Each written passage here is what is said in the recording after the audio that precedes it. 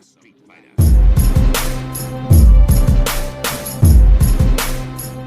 What's going on, fight fans? This is Capital Combat. The name says it all. I'm Rob Jarrell, and this is the recap to this weekend's light heavyweight unification matchup between Artur Beterbiev versus Alexander the Nail Gvozdyk on ESPN. And it's a pretty decent scrap that we got this past Friday. As you know, it was light heavyweight unification for the WBC and the IBF, as well as the lineal light heavyweight title, unofficial, but Gvozdyk being the man who beat the man, which was Adonis Stevenson who beat the man, and so forth and so on. So it was two official titles, one unofficial title on the line. A lot of people don't like to recognize because lineal is not the thing. Well, people pay attention to it. So what we got in this fight, Hakeem picked Beterbiev late in the fight to take out Gvozdyk.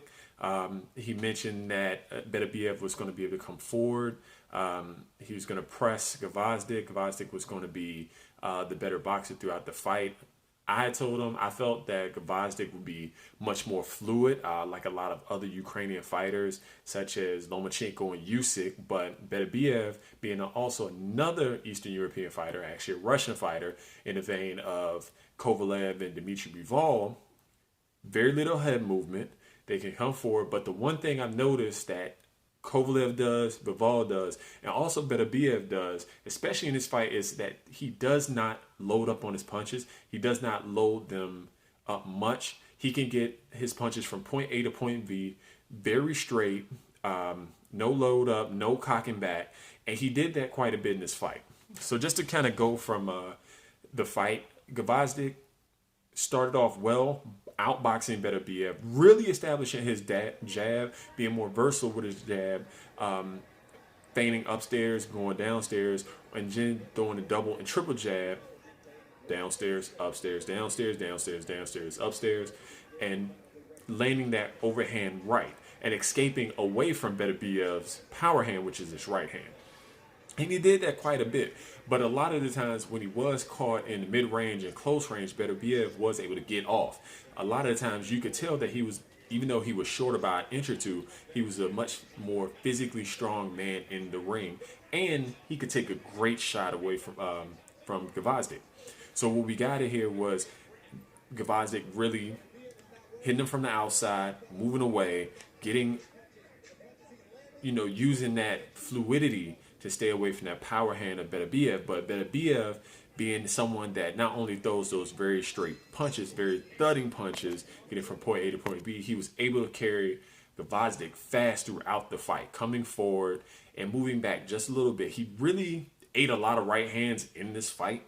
But the good thing about it, because there's very little head movement from Beterbiev. He a lot of times moved straight back while Gvozdyk tried to move laterally.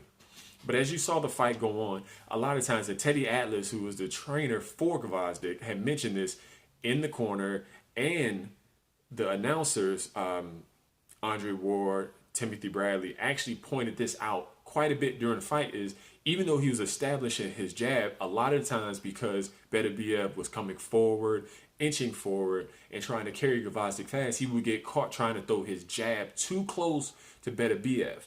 And Beterbiev also worked the body very well. He would end his punches really trying to get that right hand to the body, and it was very short, very compact, but very powerful, and you can see how it affected Gvozdyk. And over the course of the fight, those short body punches really took away the legs of Gvozdyk. Not only that, but when he left his jab out there, or he kind of threw his jab, Beterbiev would return fire with either a uppercut, a right uppercut, right to the body, or right over the top. And sometimes Gvozdyk would throw his punch and kind of list to the left or try to take his body off center, but that's not really what he wanted because he left his body exposed, or he would throw over the top. But he was still able to move away from Beterbiev's powerful right hand quite a bit during the fight. Again, when Gvozdyk got too close, that's when Beterbiev let his hands go. He was able to wrestle, pushing down Gvozdyk in the first round, I believe also in the fourth round.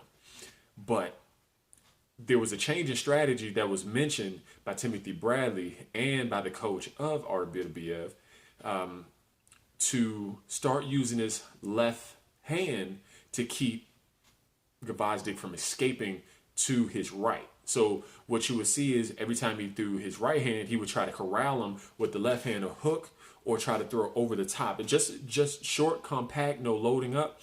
And it would always get the mark, but it did what it was supposed to do to keep Gvozdyk wary of going to Beterbiev's right, because they know the left would be there, at least being thrown, whether it missed or landed its mark. And those body shots really started to add up on Gvozdyk. I'm telling you, it's like really short. Like,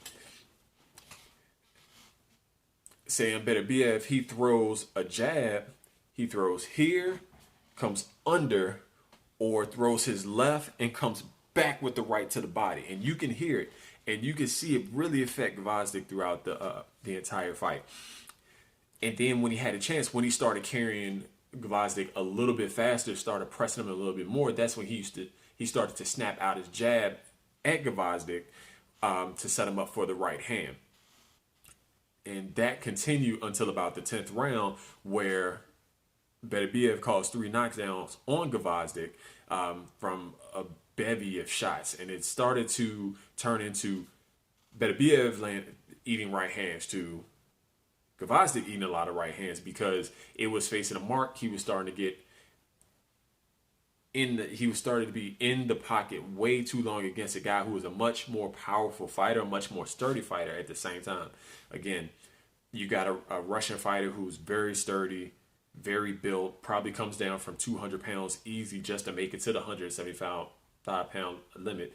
And he also had a mental edge versus Gvozdyk, because apparently in about 2009-ish, I want to say, 2009 to 2011, he actually beat Gvozdyk in the amateurs. And Beterbiev has seen a who's who in the amateurs. If I'm not mistaken, he actually beat Kovalev in the amateurs as well. So this is a guy who was not only just able to bully, but show quick hands, good closing speed, not loading up on his punches, and being able to take a punch from Gvozdyk, which is the important thing, because we know what Gvozdyk could do. As you see that Adonis Stevenson spent quite a bit of time in the hospital from brain damage from his last fight versus Gvozdyk, which more than likely 100% ended his career. So what does this mean for Beterbiev? Beterbiev will move on to the next fight. It will either be the winner of Canelo versus Kovalev, or Dmitry Bivol, who just defended his WBA belt versus Lenin Castillo. Gvozdyk, on the other hand, still made a great account for himself. Still one of the top 5 fighters in the division, if you ask me. If you're going to go with Kovalev, Bivol, Beterbiev, Gvozdyk, Brown, Pascal, who's beat Brown not too long ago. So there are going to be plenty of fights there. Gilberto Ramirez is still in the division. Jesse Hart is still in the division, if I'm not mistaken.